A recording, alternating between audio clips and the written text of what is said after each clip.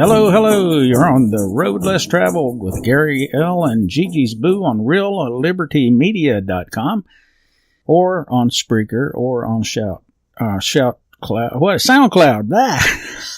or on YouTube, depending on when you're listening. If you're listening live, you're listening to RealLibertyMedia.com with Grimnir, who is the head dude that runs this popsicle stand, you know?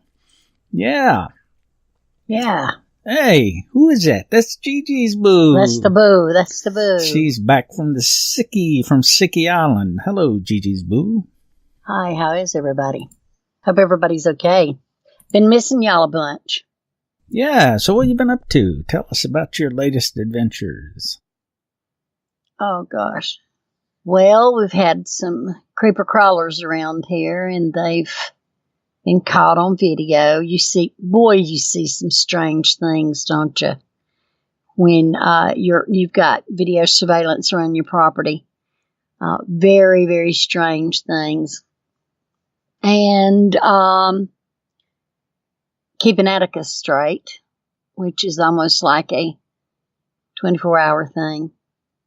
Oh, yeah. Tell everyone what Atticus is apparently now the deputy of the street. God, he loves cops. He's loved cops since he was a little bitty puppy.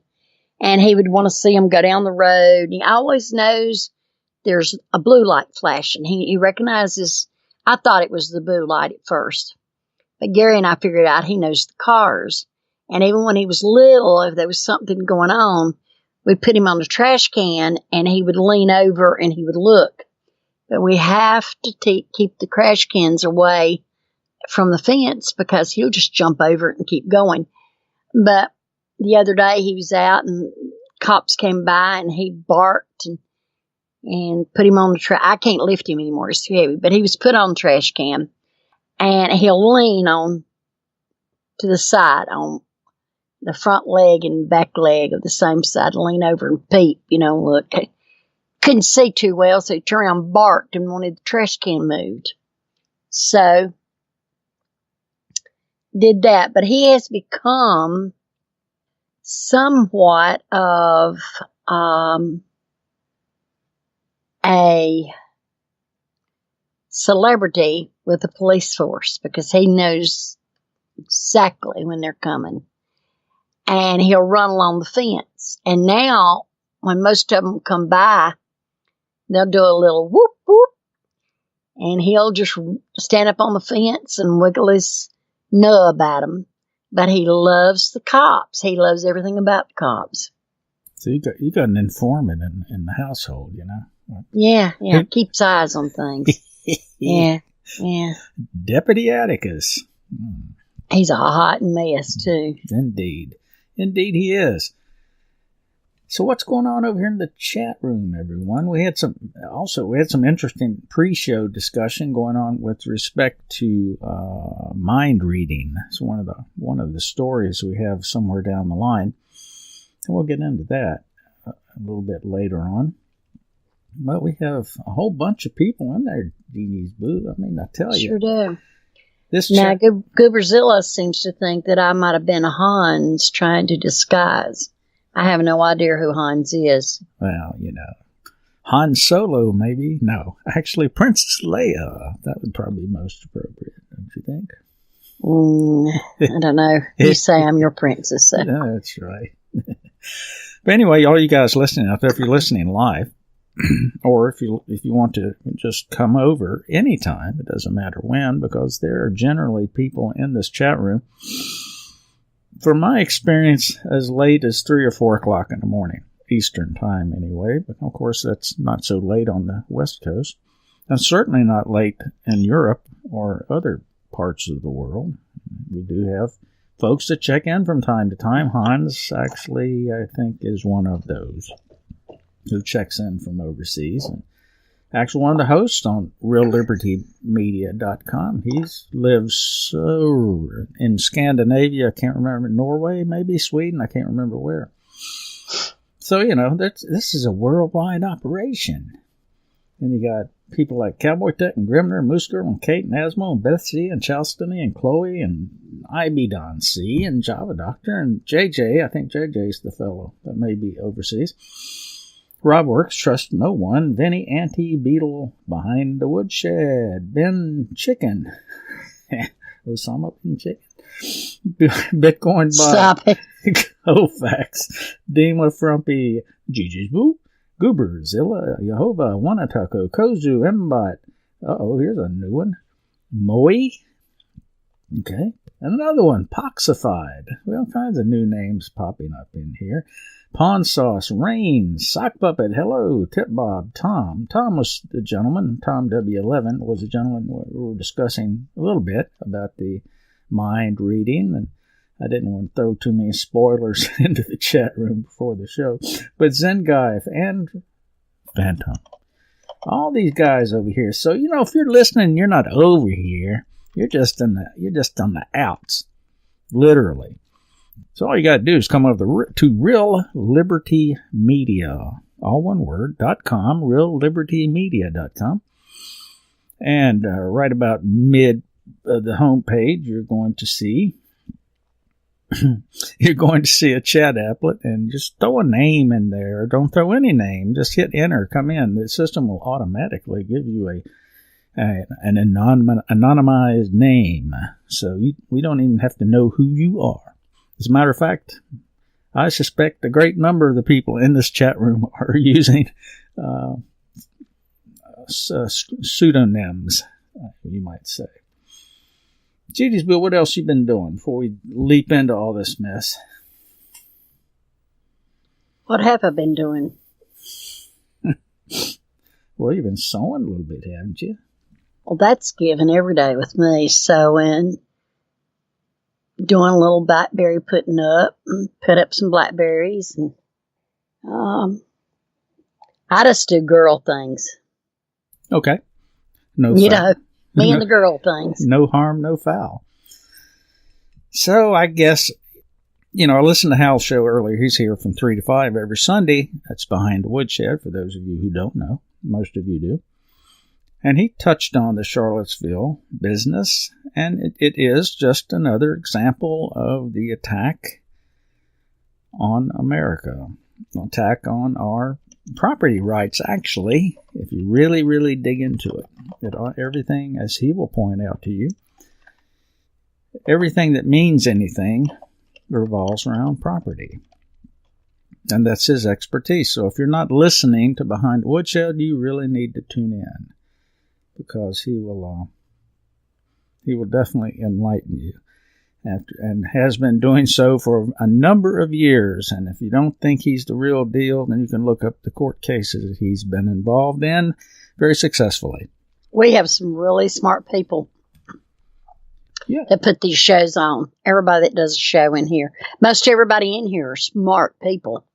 They're not dummies, they're not that type that's got a ring in their nose and can be led around. They can think from themselves and come to their own conclusions. Yeah, and I'm not so sure how we got involved in this.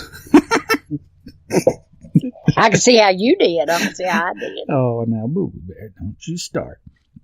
Anyway, so a lot of people, Hal talked about it, and a lot of people have been talking about it. And the mainstream media, of course, in a certain respect, has been talking about it. And if I forget to delve into that a little more deeply, Gigi's Boo's going to remind me as we go along. Because there's a whole lot of information floating around that is just bogus. And it's intentionally bogus. All right. And there are a couple of things about Charlottesville that I find most compelling. Number one is it's only just down the road from me, and I've been fortunate enough to get in contact with the people. You might say the people on the ground there, the people who, back at the first of the year, as Hal likes to point out, took action. They filed a lawsuit they were given a temporary injunction. But you didn't hear the media talk about that, did you? No, they don't talk about that. They want to tell you all about Nazis and white supremacists and the poor little Antifas. They're out there trying to save the world from all these evil people. You're getting fed a bunch of crap. And we're going to talk about why. But let's talk about the original complaint. All right, one of the things about the Commonwealth of Virginia is, and one of the things I, from a lawful perspective, kind of appreciate, is I can actually, or anyone, like Judy's Boo pointed out, of reasonable intelligence or better, can read the sections and understand them very clearly. So, when we look at the actual complaint that was filed, right around February, when all this started, February, it's now August, right? Keep that in mind.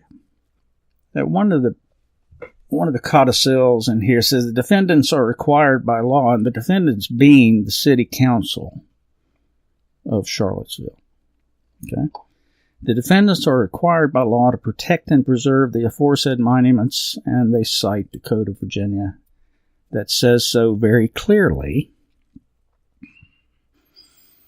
And such code says that if any person unlawfully destroys, defaces, damages, or removes any monument or memorial for war veterans as described in the statute, shall be guilty of a Class 3 misdemeanor.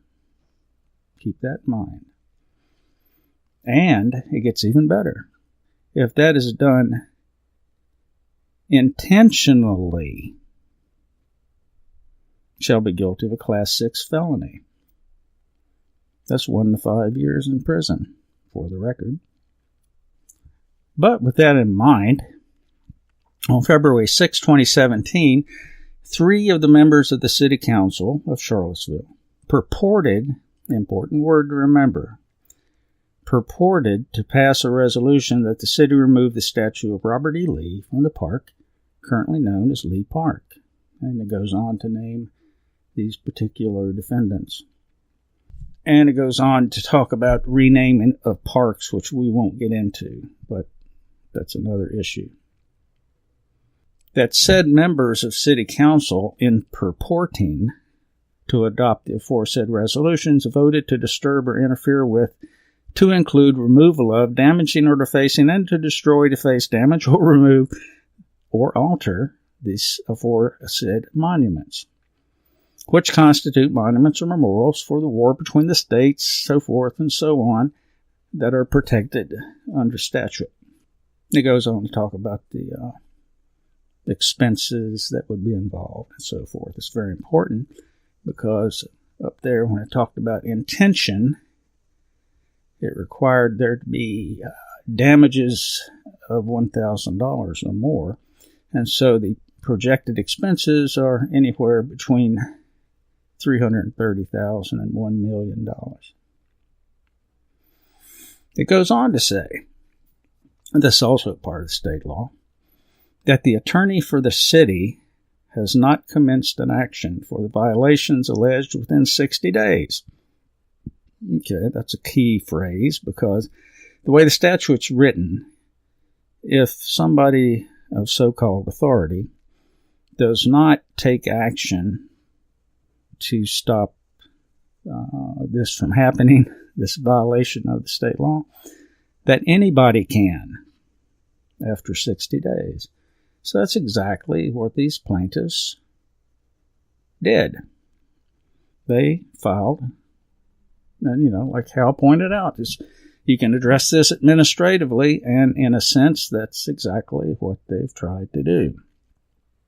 And just to let you know, the docket, the actual hearing, or rehearing, I suppose, well, that would be the actual hearing, is scheduled on the docket for August 30th, but there may be a delay on that, and so I intend to be there. This is a most fascinating case to me. And I can share all this entire... Can I break in here? Yeah, go.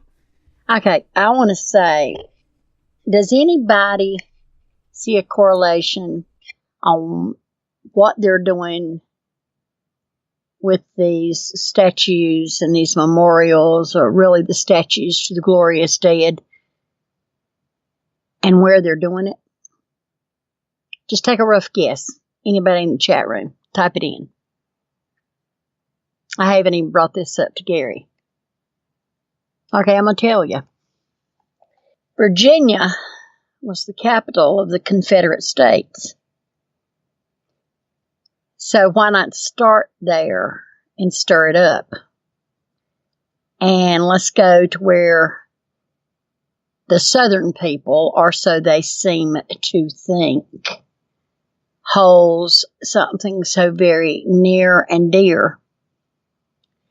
What you got to understand about Southern people, and I'm including Gary, he's from Virginia on down, what we call the Deep South, it's not so much we care about that. We just love our country.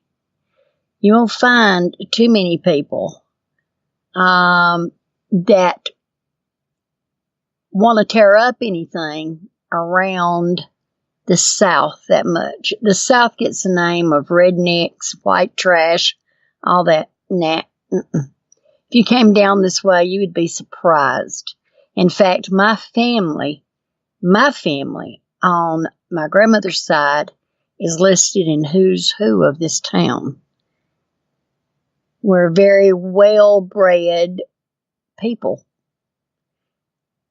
But we don't give a damn. We'll start a fight in a minute if you make us.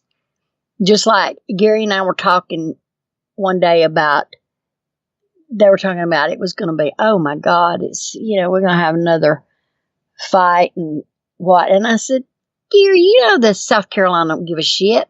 Pardon me for saying it like that. I said, we shot the first cannon that started the war between the states. So you think we're scared? I've never seen too many people from the South who were scared. Been hearing about a lot of unrest. Just the other day, my sister and I were somewhere, and there were some people talking and said, yep, right down in through here's where's the next going to be the next Charlottesville. Excuse me. We ain't Charlottesville. We ain't going to play. We all pack guns everywhere we go. We're not shit takers. You want to start something? Come on down here. We got something for you.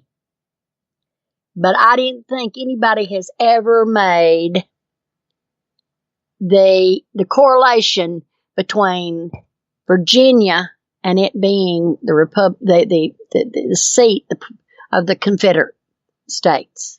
That's where the capital was. Don't you find that odd, Gary? No, yeah, it makes perfect sense to me. And I think as we move along here, it might make the same level of sense to everyone else. But when you were saying something really important, and to me, and probably to most people who look at things this way, it's not so much about the importance of statues or memorials. It's about this thing that we call a Republican form of government. If we're going to have a government, everybody's got to play by these rules, right? Now, if you want to throw it all away, we'll make up something else. But it's all going to have to be on the same basis. But at any rate, we're not there. We have what is supposed to be. We're supposed to be, each state actually is guaranteed a Republican form of government. What exactly do we mean with that? What that means is that it is a government of laws, not of people. That all the way from Joe Schmuckatelli to the governor of the state is bound to follow laws. And they can't just go about willy-nilly like many of our so-called believers in democracy would say, that the loud voices are the ones that make things happen. Well, see, that's a problem, because there are a whole lot of people out there who choose not to give their voice. And they are just as deserving of protection of law as anyone. So if you were to just completely abandon the Republican form of government, that means you'd have nothing but loud voices and cacophony trying to establish their superior positions across the board. And with your so-called legislators jumping from one side to the other to make everyone happy. Can you see where that's not a problem? Anyway, going on with this thing here. Let's talk about it. I'm no lawyer. I've been in law courses and taken some stuff, and I have some understanding. And of course, Hal has helped me a lot with all that. With actually the vision of it, a clarity of vision as you read things, and understand that the words have meanings, and those meanings have to be defined. And it may not be your dictionary definition. There will be legal definitions, which could be very different than what you think they are. So it's important to understand the definitions of things. For example, let's talk about color of law. Ooh, I like that. Here's the legal definition of color of law. Can you hear me, Gary? Yeah. Okay. I want to make sure you hear me. Yeah. Color of law, the appearance of an act being performed based upon legal right or enforcement of statute, when in reality no such right exists. Think about that.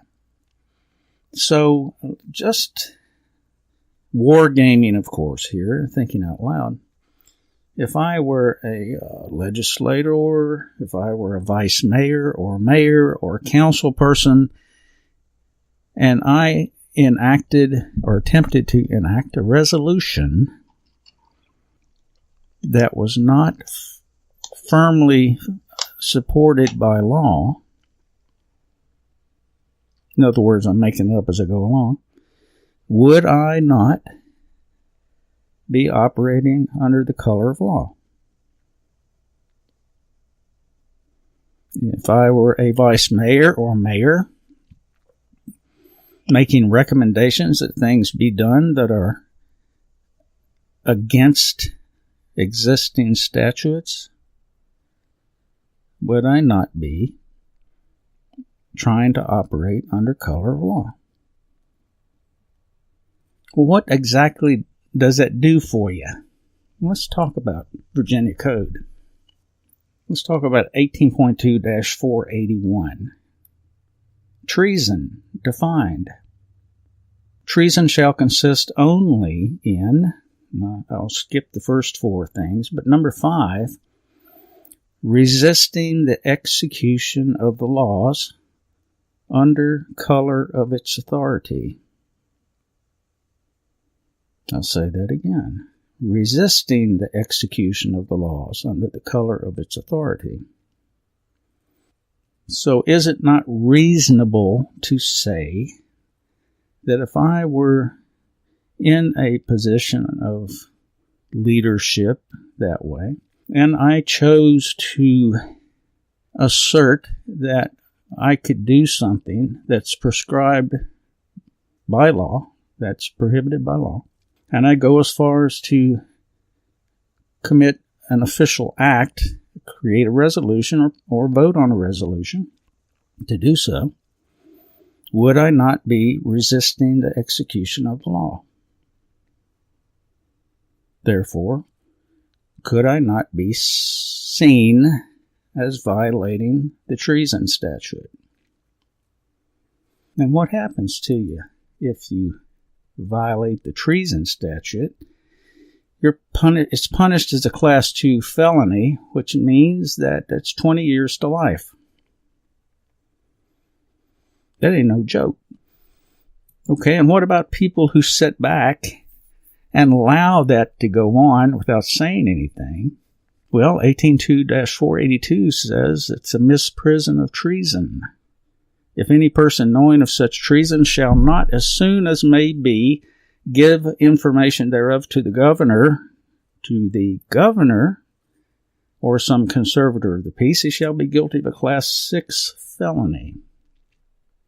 That's 1 to 5. 1 to 5 years. I hope this is very tedious. I know that. But this is really, really important to understand, to get a clear view of exactly what's going on. Not what Fox News and not what CNN and not what MSNBC, not what the Roanoke Times and not what WSLS TV is saying. And that's a whole nother story when you start talking about misprision of treason. But anyway, this is what's going on. This is not minor junk here, Gigi's Boo. Do you have any thoughts on this? Gigi's Boo's not answering. So where'd she go? Here I am. Can you hear me now? Yeah, I hear you. So do you have any thoughts on this? Well, I find it appalling that we have laws of the land. You have moral laws, but you also have laws of the land. And I'm not going to get into religious stuff, but I'm a good old Southern Baptist girl. Gary, he going to hell. He Lutheran. But anyway, that's a joke between us. I'm just kidding. If you read the Bible, it does say that the Lord does tell us that the man's laws are to be obeyed. The laws of the land. It's like render what is Caesar's to Caesar, in other words. I find it appalling that we have people that are in office who do not seem to understand that they are in a position and there are laws on the book. Laws made that they have to follow. Why did they think they have a right to overstep those laws? Just like Gary says. They want to go under the color of law. They want to do what they want to. You can't do that. You can't do that. Just not done. Okay, let me give you a for instance. It's going to be a silly for instance. I like jewelry. Never wear it. Like to look at it. But say I wanted some pretty jewelry. I'm not going to obey the laws. I'm going down here to the jewelry store. I'm going to bust that window out and I'm going to get what I want. I don't care that there's laws on the book that says you can't steal and you can't do any robbing or breaking in or tearing things up. I find it that people feel like that they are above the law. That's what makes me mad. Pay no attention to what is wrote down. They are above the law. We're going to do what we want to do. Oh, me and Gary has some talks on this. Yeah, and the reason for that, I think, part of it, is that no one will stand up and challenge it. Except here we have a perfect example of people who did stand up and they are challenging it. And like what was pointed out to me, the fact that the judge issued a temporary injunction against the city of Charlottesville strongly suggests that the court believes that the merits of their case are strong and that they are likely to win when it goes to actual court hearing. Okay, now you reminded me of something while you were talking. What about people who can sit back and say, oh, well, they didn't know what they didn't mean to do. They didn't mean to violate the law, blah, blah, all this crap. Well, let me tell you something. Bull. Here are a couple of reasons why that's fallacious. One reason is because you are presumed to know the law. And especially as a council person or a legislator or a mayor or a governor or whatever, you are assumed to know the law. But it gets better. As part of the process that went on in Charlottesville, and this was during the original discussions in council, it was recommended and adopted that an state attorney general's opinion should be sought out before they did anything. Well, guess what? They chose not to. They chose not to ask for an attorney general's opinion, which definitely suggests to me that they knew exactly what they were doing, and that they knew what they were doing was in violation of the law. Well, let's take a step over. Let's go from the criminal side to the civil side for a moment. And let's go ahead and assume and presume and take the reports at face value that a young lady lost her life and other people were maliciously wounded directly as an effect of certain events that occurred in Charlottesville last weekend. Okay, let me ask this question. Had the council, having been served with an injunction back in February, having been the receipt of civil suits back in February, had they relented and followed the law, is it possible that these events of this past weekend would not have occurred? Is it possible that the actions that they took and stood by were sufficient to inflame already sensitive feelings among various people, which might have been a proximate cause of a death and injuries? Think about that.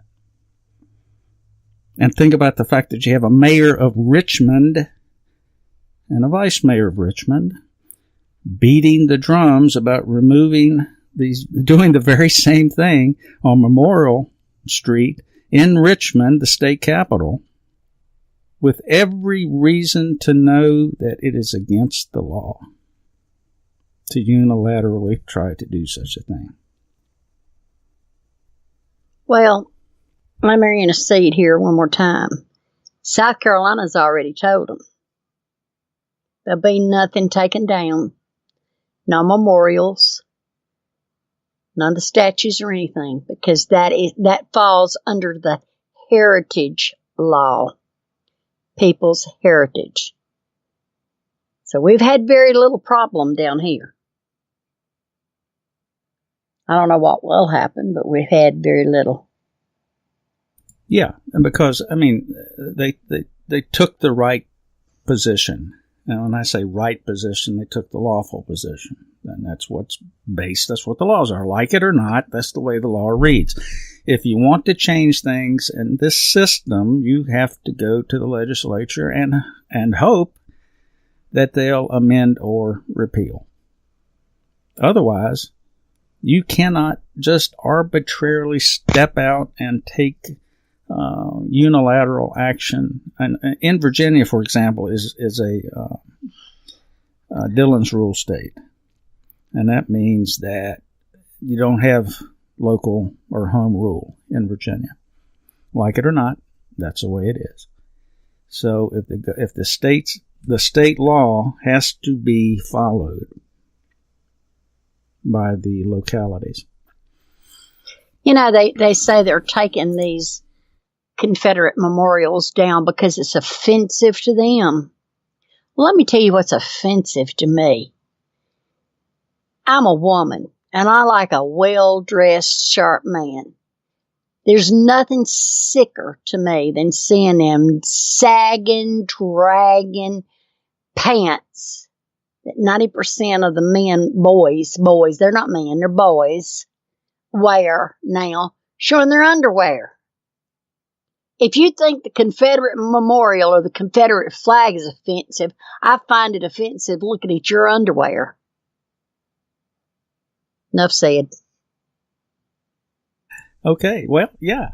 And, I mean, civility, propriety. You know, it's like people talk about an armed society as a civil society. And like it or not, it is, for obvious reasons. But let's just take one more, and I don't want to beat this too hard, but let's just take this another step further. We'll talk about the media. The media. Is the media complicit in this, Gigi's Boo? Nope. Wait a minute. I said complicit. Are they guilty in this? Oh, yes, they're guilty. Yeah. They feed it right on. Oh, look. Anytime you turn on the news, all you're seeing is people rioting, shooting, killing. But there's nothing positive. Yeah, and they don't talk about the fact that these proposals are against the law. They don't talk about that, do they? Nope. No, they only show you pictures of people like Antifa and so-called white separatists or whatever. You know, these are the buzzwords they like to use. But let's take this to another level. And I'm just going. I haven't dropped anything in the chat room yet, but this one I'm going to drop. And I want you just to take a second and look at what it is. I'll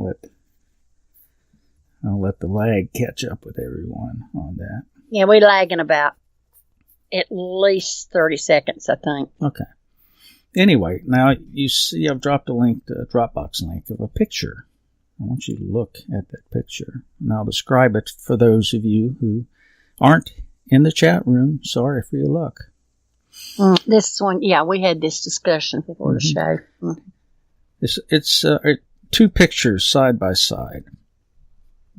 The picture on the left is an authentic picture from Germany in the 1930s of a Communist Party meeting in Germany. And in that picture, of course, you have at that time, you had the Bolsheviks in charge of Russia, and you have the sickle and hammer flags on both sides of a larger banner that basically says anti-fascist action. It says it in German. Anti-fascist action. And it's a circle, and inside that circle are two flags. And to the right is a current picture of an anti-fascist action, Antifa. And it's exactly the same flag.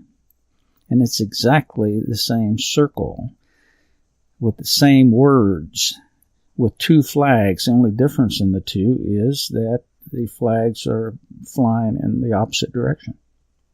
That's the only difference. So you want to know what you're dealing with on the one side. And these folks, as it turns out, I did the research, are affiliated with something called the Workers' World Party. The Workers' World Party, one of the most hardcore Marxist organizations of any consequence in the United States, and was founded in 1959. They incorporate elements of Stalin, Mao, and Trotsky in their revolutionary philosophy. And as Hal might agree, the number one thing that people like the Workers' World Party and the German communists and the present-day communists is that no one should own property, should they? According to them. So on the one side, you certainly have this element. Now, trying to dig out to find out who actually funds all this, good luck. Because there are numerous cutouts. There are numerous people, sponsors, and it goes on and on. I'll drop the link to this that describes it all. It's pretty amazing, actually. It describes all the different affiliates, if you will. And, all these are just, it's so easy. I mean, it would be near impossible to try to dig out the commonalities of the controllers and the contributors to all this. And, I mean, this has been going on for years and years and years, so it's well established. Wow. And that's just the one side. Now you have to understand, I firmly believe this, that both sides ultimately are sponsored by the very same people. But this is the one side. But it seems that the media wants to be sympathetic to this side. That should speak volumes to you as well. Anything else on that, GD's Boo? Well, I think that's got it covered. Yeah, I think we about beat up 42 minutes Sorry about that. But there's a lot of information, and it's very important that people understand exactly what's going on. And like I say, I'm happy in this case to be where I am, because I can stay very close to this, and I'm in contact with the people who filed that lawsuit. And I will be traveling up there I want to look at all the filings. I have a copy of the other side's latest demurrer, which is pretty weak. But I want to see all the different filings, and I was told that it's over a foot thick of the different filings. And at 25 cents a page, I'm not going to copy them all, so I'll just go up there and sit down and do it the old-fashioned way and take some notes and see what pops out. It's always good to know how the enemy operates, isn't it? Oh, yeah. And that's how you find it out, especially when you have them between a rock and a hard place, and they start to squirm, and they start to make mistakes. And then lots of things come out. Anyway, we were talking about mind reading, Boo Boo Bear. Let's talk about mind reading for our last 15 minutes. We've got a couple of things to talk about. I want to touch on the eclipse as well. God, touch on that, because people are just swearing terrible things. Well, I just want to make sure nobody burns their eyes up. Hal talked about it too, but I don't think you can talk about it enough. Because it's, especially when you're dealing with the young ones, and, you have to make sure they don't go out here and start staring at the damn sun and screw their eyes up. Be like blinder than a welder's dog, as the old saying used to go. Researchers at Carnegie Mellon University recently made a scientific breakthrough using machine algorithms to accurately guess what people are thinking. In other words, they have harnessed mind-reading technology to decode complex thoughts. Somehow, I don't know why it is, but artificial intelligence just kind of jumped in my head, along with quantum computing. All this stuff kind of gets mixed up in my mind as being related. The researchers' report says that they can now use brain activation patterns to identify complex thoughts, such as the witness shouted during the trial. Though the technology does not identify the actual words, the lead researcher in the Dietrich College of Humanities and Social Sciences has made enough progress that machine learning algorithms with brain imaging technology can effectively read minds. And it goes on to talk about all the different details associated with that. It says, using the smart algorithm, the team could discern what was being thought about at any given time, and even the order of a particular sentence. After training the algorithm on 239 of 240 sentences and their corresponding brain scans, the researchers were able to predict the final sentence based only on the brain data. They were able to make predictions with an 87% accuracy. So, that's not bad for a out-of-the-box kind of thing, is it? That's pretty doggone good right out the gates, 87%. Pretty interesting, Gigi's Boo. Maybe we need to hook Atticus up to that. I don't know about that, but I do believe people can read minds or read thoughts. Oh, yeah. But I think a lot of it has, you see all these psychics and fortune tellers. And Gary got tickled. He'll remember. I don't believe any of that. But I went one night to a little carnival with my sister we had here in town. And it was a woman, and she said, I can tell you all about you for $10. I said, I don't have $10. She said, how much you got? And I said, I probably could wrestle up about $6. And so, being a psychiatric nurse, I learned that people respond to body language. Mm-hmm. And they look. So this lady took my hand and she started talking, and she said, I see that you have a terrible, terrible, terrible, how was it she put it? A terrible, terrible time with drugs and alcohol. And I just looked at her. And didn't say yes, no, smile, frowning. And she said, and your husband has left you with 5 children, and you're trying to raise those children by yourself. And you're going to come into a whole lot of stuff, a lot of money just in the next 2 weeks. And she kept wanting me to say, or shake my head or whatever. And so when she got through, she said, how close did I come? And I thought, you're the psychic. And so anyway, I said, you're the psychic, you tell me. And she said, well, you know, we need a little help knowing that we're on the right track. We might be reading somebody across the parking lot. And I said, okay, I got one for you. I said, see all those cars out there for sale? She said, yeah. I said, well, if you know they're for sale, then you know who's going to buy them. So tell me who's going to buy them. She said, our reading is over. Well, to begin with, had she been a mind reader, she would have known you didn't have $10 to start with, wouldn't she? That's right. And I had a bad thing with alcohol and pills. I stayed on pills. 5 children, the husband run off and left me. Anyway, the article states this is a cause for concern as the technology progresses.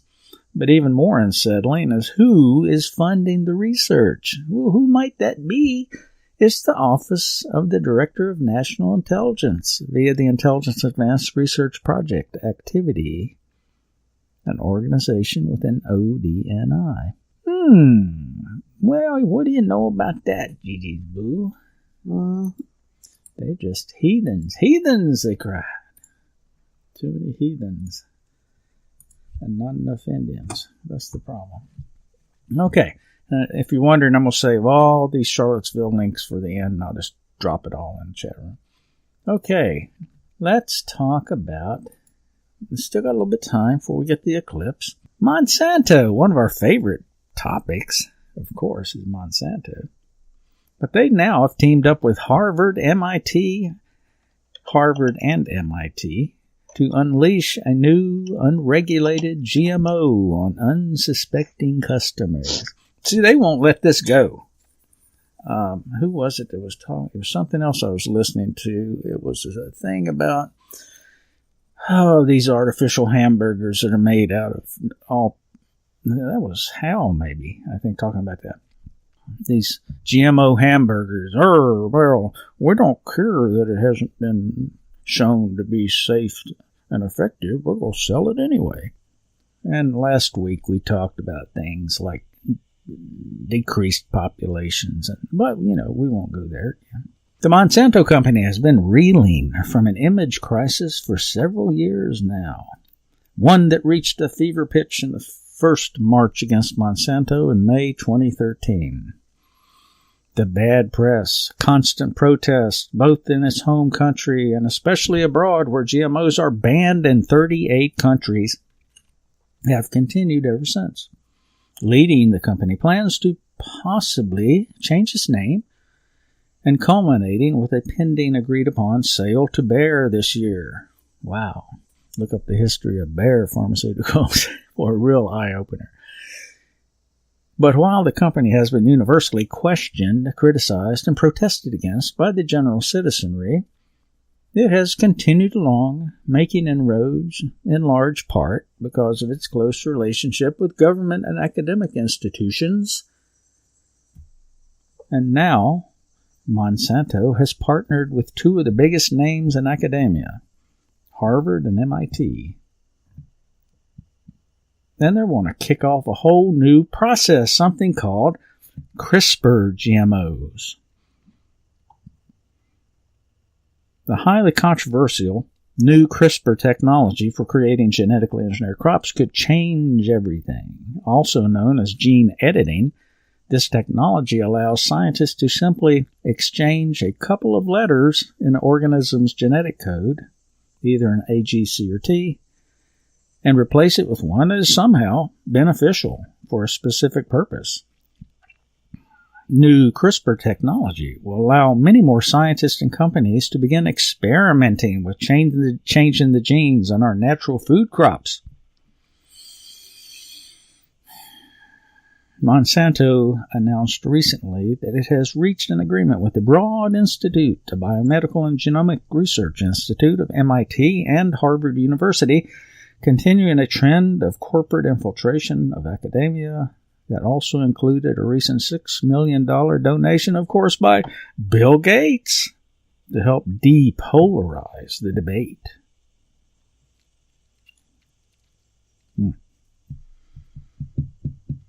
Well, I'm going to tell you, just long story short, if you think you're out of the woods with the GMO stuff by any stretch of the imagination, you would be wrong. You got some very powerful people, very heavy hitters that are pushing this agenda, and they rotate their people in and out of government. They sit in the councils of the FDA and the USDA. And you talk about operating under color of authority. Holy crap! This is a whole new world. Boo boo bear. What? Campbell's Soup Company, though, seems to want to stand as an exception, and they've announced that they intend to withdraw from the Grocery Manufacturers Association by the end of the year, saying that it is driven by purpose and principles rather than finances. And the announcement was made during the recent annual investors event, where the CEO noted that the Grocery Manufacturers Association no longer represented the interest of the company, particularly its commitment to transparency in the food industry. Well, looks like Campbell's Soup Company blinked, doesn't it? Yes, it does. It says, and the CEO went on to say, "Let me state it clearly and unambiguously. Our goal is to be the leading health and well-being food company. When people look for something real to eat and something that tastes good, they're going to look for a food we make. We choose this path, not because it's expedient, but because we believe it represents the future of the food industry and it will lead to a differentiated performance." Well, so it's not a unified front, as many would like to say. They're up against quite the wall. Although Campbell's not a small operation, so this will be interesting as this moves along. Don't you think, Gigi's Boo? Of course. Okay, let's do Eclipse in our last 5 minutes. Been waiting for this one. When is that? Tomorrow? Yeah, 16 hours and 9 minutes. That's in Oregon, by the way, Hal. First contact in Oregon, August 21st, 2017, 16 hours and 9 minutes. And this is a neat little, I'm just going to drop the website. It's a neat little website, believe it or not, from NASA of all things, that allows you gives you a map, and you can click on the map and discover exactly what time the eclipse will occur. You have to find the map. It's in there, eclipse maps. There we go. Yep, and you can click interactive map, and you can find out where exactly the times and where it occurs and the full event, and if you're not within the full eclipse, it gives you percentages and all kinds of fun stuff. The interactive map. Let me go ahead. There we go. Let me drop that in the chat room because it might be a little hard to find. There we go. There's the interactive map. So you can actually click anywhere on here, and you can find out what the details are with respect to the eclipse. And Hal pointed out that this stuff is nothing to play with. When you're talking about high intensity ultraviolet light, that it's just not something you want to play with. Now, there was and I've totally lost that. Let's see. NASA also talked about, here we go, safety. Okay, I'll drop that in too. They talk about how to view this safely, and it's really important that you follow this.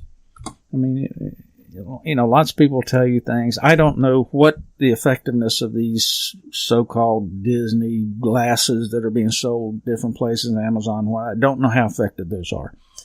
Go to your local optometrist. That's they have them. They have them here. That's where we got ours for my nieces to look at it. Okay, yeah, it talks about reputable vendors of solar filters and viewers. I did drop that, didn't I? Yeah, and that's a link you can look at.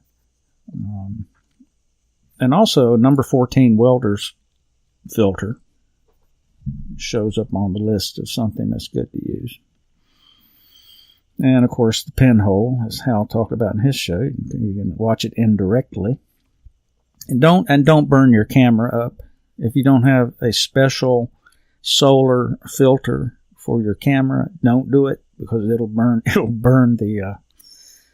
the workings up in your camera, the ultraviolet light, in short order. So be careful with your equipment and how you do that. But anyway, what else? You got anything to share before we go, Gigi's booth? Well, everybody's talking about this thing, that's eclipse, and it was so funny. There was a little lady down the road, and she said, go to the store, get your bread and your milk, fill your car up with gas, because the world's coming to an end. Well, I almost laughed at her, and I felt sorry for her, and I said, well, now, you don't know that. And she said, yeah, I do. And I said, well, if it's coming to the end, why you want to get bread and milk and fill your car up with gas? She said, you're right. It's a sign, the sun eclipse is a sign for the Gentiles, and a lunar eclipse is a sign for the Jewish nation.